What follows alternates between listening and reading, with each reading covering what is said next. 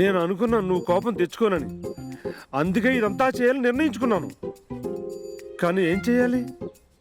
దేవుడు నన్ను పరీక్షించడానికి నిన్ను ఇక్కడికి పంపలేదు.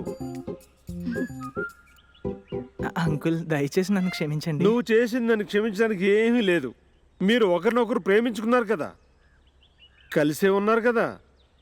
వాళ్ళకి వేరే పని ఉండదు నాన్న. నేను చేయలేను, నాకు ఒక పరిస్థితి ఉంది, నేను దాని నుండి బయటపడలేను. చెప్పు, పెళ్ళెప్పుడు? డాడీ అతన్ని ఎందుకు ఇబ్బంది పెడుతున్నారు? అతను ఏం చేయాలనుకుంటున్నారు చేయనివ్వండి. లేకపోతే నీకు ఇది ఒక ఖరీదైంది. ప్రియమైన నీకు ఆదాయం ఉంది, లేకపోతే నీకు ఇది ఖరీదైంది. నేను అమ్మ ఆలోచించుకున్నాం, అతని విషయాలు జరుగుతాయి. కానీ నేను దీనిని ఇలా ఉంచలేను. 2 నెలలు. అంకుల్ 2 నెలలంటే అంకులా? నన్ను నాన్న అని పిలువు. ఓకే నాన్న. నన్ను డానియల్ కాల్ చేయనివ్వు. మనం ఇప్పుడే నిర్ణయించుకోవాలి. ఆ, ఈ విషయాలను వదిలే, మనం ఏదైనా చెయ్యాలి.